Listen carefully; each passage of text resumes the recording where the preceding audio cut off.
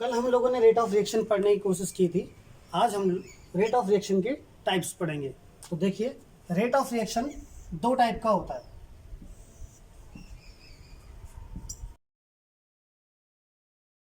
पहला होगा average rate और दूसरा है instantaneous rate.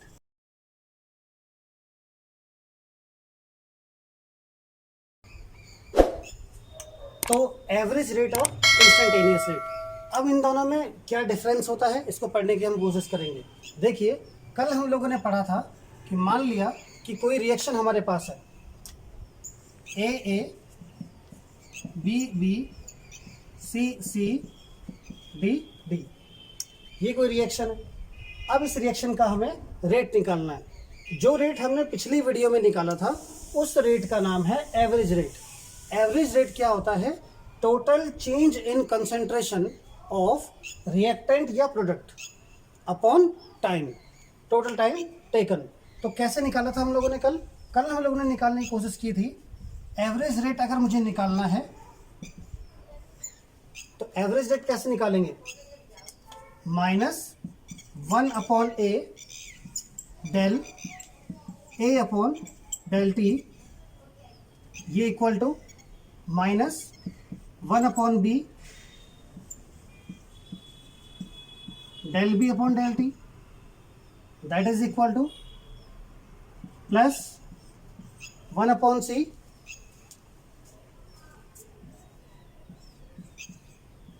Del C upon del T, that is equal to 1 upon d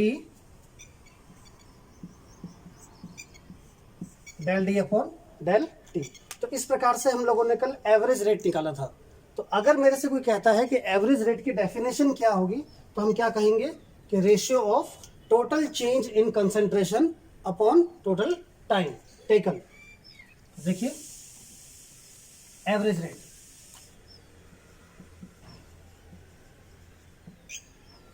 तो एवरेज रेट की डेफिनेशन हम किस तरह से लिखेंगे?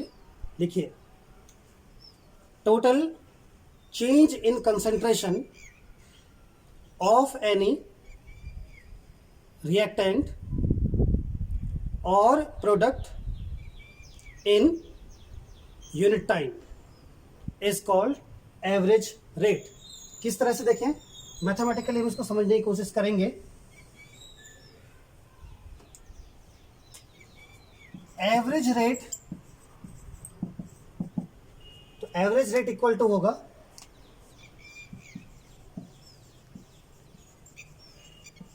Total change in concentration upon change in time या टाइम टेकन, कुछ भी कह सकते हैं, टाइम टेकन भी कह सकते हैं। तो अगर टाइम टेकन जो है वो 1 सेकेंड है, यूनिट टाइम है, इफ चेंज इन टाइम या टाइम टेकन मतलब डेल टी, ये इक्वल टू यूनिट है, 1 सेकेंड है या 1 मिनट है, जैसे भी आप कहना चाहें। तो एवरेज रेट किसके बराबर हो जाएगा? Average rate equal to total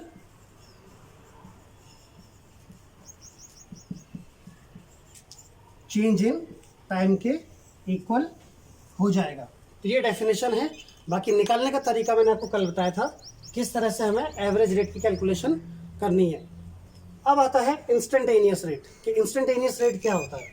तो देखो, वही सेम चीज़ है एवरेज रेट, बट यहाँ पे जो टाइम टेकन है ना, वो टाइम टेकन एट इंस्टेंटली होगा, एक इंस्टेंट है। जैसे यहाँ पे टाइम टेकन क्या हो सकता है? 1 सेकेंड, 2 सेकेंड, 5 मिनट, 10 मिनट, 1 दिन, 1 साल, 5 साल, काफ़ी लंबा टाइम भी हो सकता है। लेकिन इंस्टेंटेनियस रेट पे क्या होगा? At any particular instant. तो देखिए, मैथमेटिकली हम इसको किस तरह से लिखेंगे। देखिए, instantaneous rate,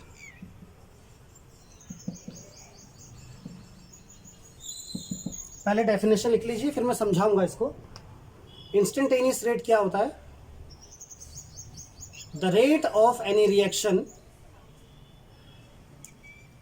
at any instant is called instantaneous rate.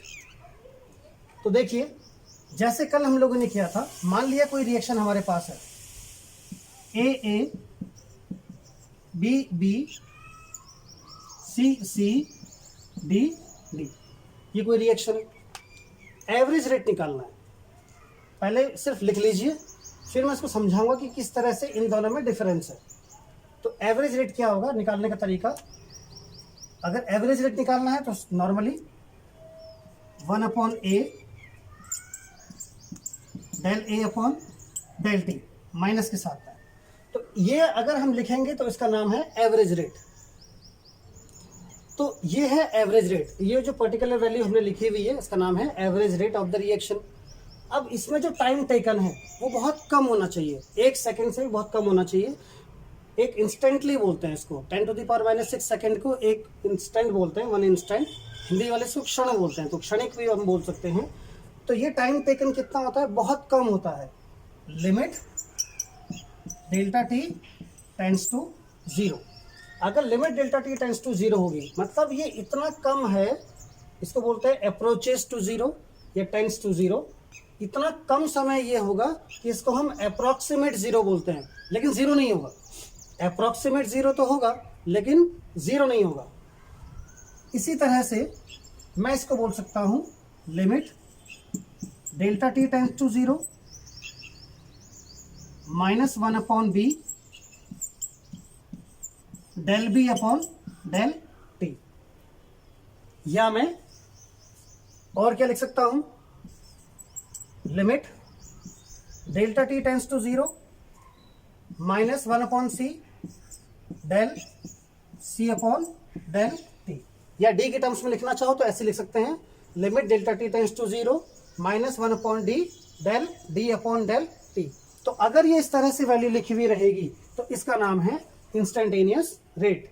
अब जब जब limit delta T tends to 0 होगी, उस केस में डेल की जगह पे हम क्या लिख सकते हैं, डी लिख सकते हैं। तो या तो इसको ऐसे लिख लीजिए, या इसको लिखने का तरीका क्या है, -1/a D A upon D T. तो अगर लिमिट के टर्म्स में लिखेंगे तो डेल लिखेंगे, और लिमिट नहीं लिखेंगे तो उसको क्या लिखा जाएगा, डी। डी का मतलब ही है कि limit delta T tends to 0। या इसको कैसे लिख सकता हूं, -1/b D B upon D T, या -1/c D C upon D T.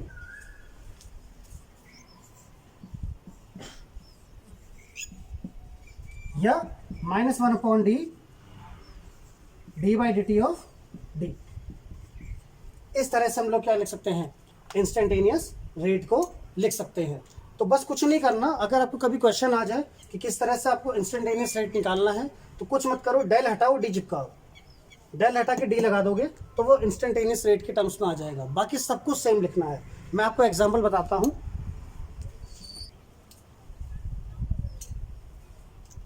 मान लिया कि क्वेश्चन आ जाए, कैलकुलेट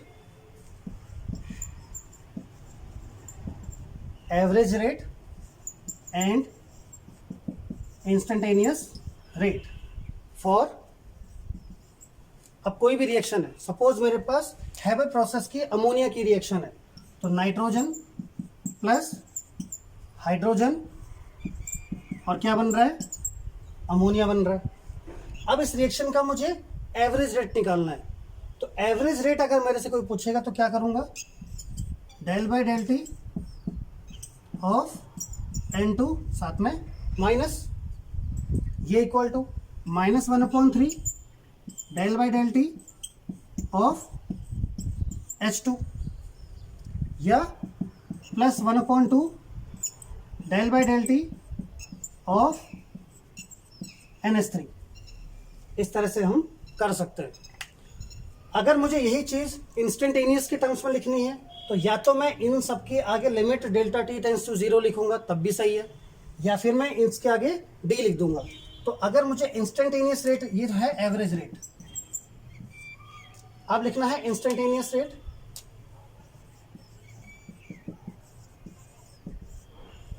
तो इंस्टेंटेनियस रेट कैसे लिखा जाएगा, D by D T of N2 ये equal to -1/3 D by D T of H2 या +1/2 D by D T of ammonia.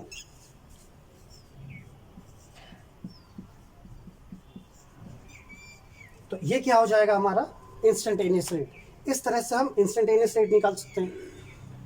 यहां ध्यान देने वाली बात क्या है, एक चीज मैं फिर बता देता हूं।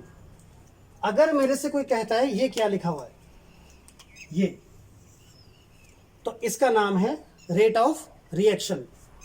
ये क्या है, rate of reaction, average rate of reaction. ये क्या है, एवरेज रेट ऑफ रिएक्शन। लेकिन अगर सिर्फ इतना बोला जाए, इतना, ये क्या है, ये पूरा का पूरा क्या होगा, एवरेज रेट ऑफ रिएक्शन। पर सिर्फ इतना टर्म क्या होगा, rate of elimination of hydrogen. ये क्या है, rate of elimination of nitrogen. अब क्योंकि यहाँ पे 1 है, तो 1 होने के कारण रेट ऑफ रिएक्शन और rate of elimination of nitrogen दोनों इक्वल होंगे।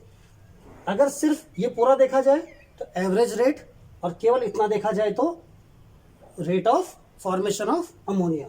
तो इस तरह से मैंने आपको बता दिया कि एवरेज रेट किस तरह से करना है और इंस्टेंटेनियस रेट कैसे करना है, क्योंकि इन पर बेस्ड आएंगे न्यूमेरिकल्स। उसके बारे में मैं पीडीएफ में बताऊंगा, पीडीएफ में कुछ क्वेश्चंस भी दूंगा और इनके रेट निकालने के और भी सारे क्वेश्चंस होंगे एनसीईआरटी के, वो भी दे दूंगा, है ना। अब हमें करना है एवरेज रेट और इंस्टेंटेनियस रेट में डिफरेंस क्या है, मैं वो डिफरेंस कैसे पता करूं। तो डिफरेंस निकालने का तरीका बताता हूं। तो डिफरेंस निकालने का तरीका देखिए, सबसे पहले मेरे पास कोई रिएक्शन है, आर से प्रोडक्ट बन रहा है। तो अब देखिए, जब इनिशियल टाइम होगा तो उस समय आर की कंसंट्रेशन मैंने मान लिया, आर इनिशियल है।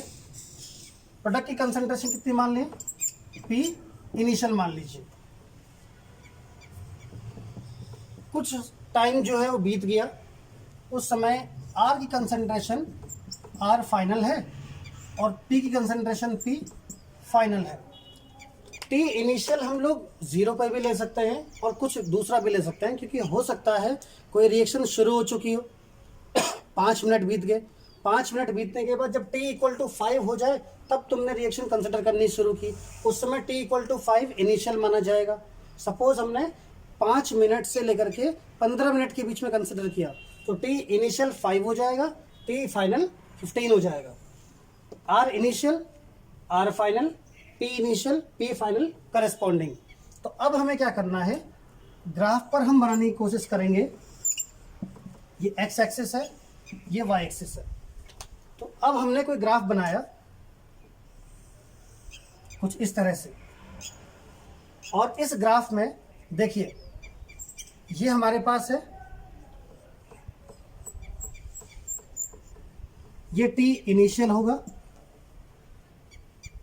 यहां हम जो दिखा रहे हैं वो कंसंट्रेशन दिखा रहे हैं, यहां जो दिखाएंगे वो टाइम दिखाएंगे। ये कंसंट्रेशन है, ये टाइम है। कंसंट्रेशन किसकी, रिएक्टेंट की या प्रोडक्ट की। अगर प्रोडक्ट के टर्म्स में दिखाएंगे तो प्रोडक्ट की कंसंट्रेशन, रिएक्टेंट के टर्म्स में दिखाएंगे तो रिएक्टेंट की कंसंट्रेशन। तो टी इनिशियल पर जो रिएक्टेंट की कंसंट्रेशन है वो कितनी है, आर इनिशियल हमने मान ली। अब हमने क्या करा, ये सपोज टाइम है, ये टी फाइनल है, और टी फाइनल पर जो कंसंट्रेशन है मान लिया वो आर फाइनल है। तो अब हमें निकालना है इसका रेट। तो अगर हम एवरेज रेट निकालने की कोशिश करेंगे तो एवरेज रेट किस तरह से निकालेंगे,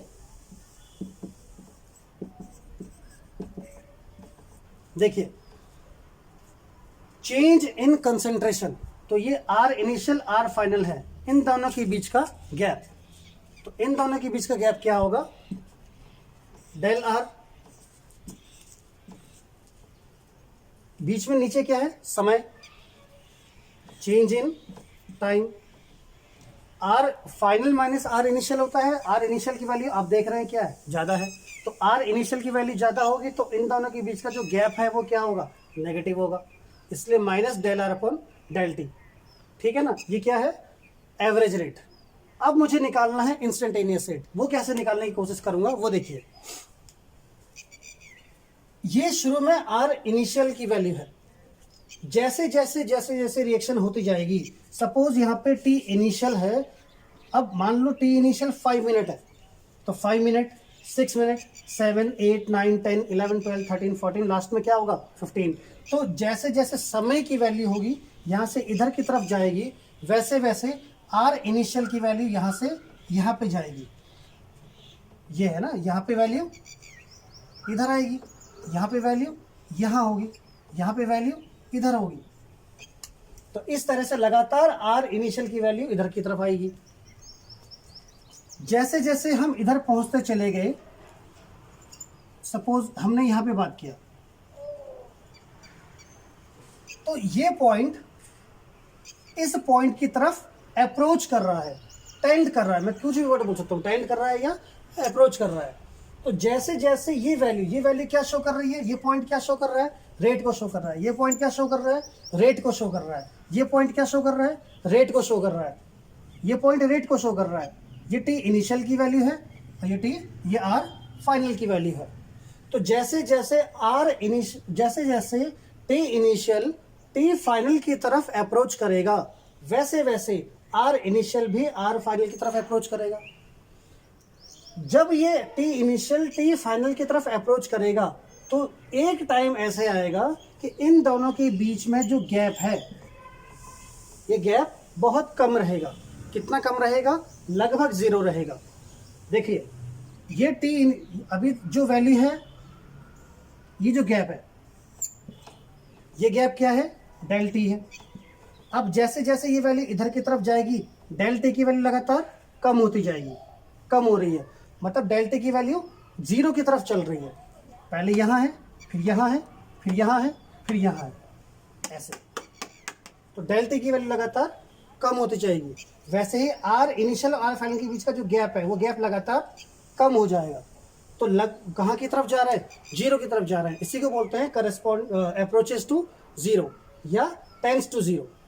तो जब भी ऐसी कंडीशन आएगी कि इन दोनों के बीच का गैप इतना कम हो जाए कि वो लगभग 0 हो जाए, 0 नहीं होना चाहिए, लगभग 0, क्योंकि 0 होने का मतलब है ये वाला पॉइंट इस वाले पॉइंट पर ओवरलैप कर गया। अगर ऐसा हो जाएगा तो फिर तो फंक्शन ही खत्म हो जाएगा, फंक्शन वैनिश कर जाएगा, वो तो होगा ही नहीं।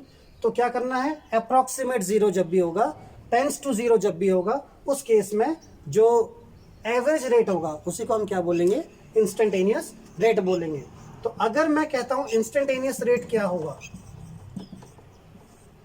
तो इंस्टेंटेनियस रेट निकालने के लिए हम क्या कहेंगे, limit delta T tends to 0 minus del R upon del T. इसी को हम क्या बोल सकते हैं, minus D R upon D T. इस तरह से आप देख सकते हैं कि एवरेज रेट अलग चीज़ है और इंस्टेंटेनियस रेट अलग चीज़ है। अब थोड़ा सा 2-3 मैथमेटिकल टर्म्स है, उसको मैं समझा देता हूं आप लोगों को। देखिए मैं बिल्कुल शॉर्ट में आपको समझा रहा हूं। मैथ्स के अंदर 3 टर्म्स है, स्लोप। ये स्लोप को अगर हम स्ट्रेट लाइन के अंदर पढ़ते हैं तो उसको हम क्या बोलेंगे, एम बोलेंगे। कैलकुलस के अंदर इसी चीज को हम क्या बोलते हैं, D Y upon D X बोलते हैं। और ट्रिग्नोमेट्री के अंदर इसी चीज को हम क्या बोल देते हैं, टेन थीटा बोल देते हैं। ये तीनों चीजें एक ही हैं। अब इसको ना उसके साथ कंपेयर करना है। देखो जो D Y upon D X है वो किसके इक्वल है, minus D R upon D T के इक्वल है। माइनस तो खैर हमारे क्या शो कर रहा है, माइनस तो केवल रिएक्टेंट की डिक्रीज को शो कर रहा है। तो माइनस को तो अगर हम नेग्लेक्ट कर देंगे तो क्या बचेगा, D Y upon D X D R upon D T के इक्वल माना जाएगा। तो यहाँ पर एक बात हम ध्यान रखेंगे, हालांकि जब आप एंगल निकालने की कोशिश करोगे तो माइनस कंसिडर किया जाएगा। अब देखिए अगर मुझे यहाँ से स्लोप निकालना है, कैलकुलेशन में किसी कोई रिएक्शन आपको पकड़ाएगा। अभी हमारे पास क्या है, ये मैथमेटिकल कैलकुलेशन है। अब क्वेश्चन किस तरह से कॉम्प्लिकेटेड बनता है कि नाइट्रोजन प्लस हाइड्रोजन अमोनिया बन रहा है। अब उस अमोनिया के अंदर स्लोप बताइए। उस अमोनिया के अंदर हमें क्या निकालना है, m की वैल्यू निकालनी है। उस स्लोप के अंदर हमें tan थीटा की वैल्यू निकालनी है या थीटा की वैल्यू निकालनी है। तो वो कैसे निकालेंगे, इसको हम इसके इक्वल करस्पॉन्ड करेंगे जैसे ही, तो क्या होगा, m की वैल्यू किसके इक्वल हो जाएगी, माइनस dr/dt के इक्वल हो जाएगी। और ये किसके इक्वल हो जाएगा, tan थीटा के इक्वल हो जाएगा। तो अगर मुझे यहां से थीटा की वैल्यू निकालनी है तो थीटा इक्वल टू क्या हो जाएगा, tan इनवर्स इतना। थीटा इक्वल टू कितना हो जाएगा, tan इनवर्स dr/dt, साथ में माइनस आएगा। तो इस तरह से हम लोग क्या निकाल सकते हैं। आज हमने क्या निकालना सीखा कि एवरेज रेट क्या होता है, इंस्टेंटेनियस रेट क्या होता है, दोनों में डिफरेंस क्या होता है, ग्राफिकल रिप्रेजेंटेशन किस तरह से हम करते हैं, थीटा कैसे निकालना है, tan थीटा dr/dt, इनका आपस में रिलेशन क्या है ना। तो अब अगली जो वीडियो होगी उसमें हम लोग पढ़ेंगे रेट लॉ क्या होता है। मिलते हैं फिर।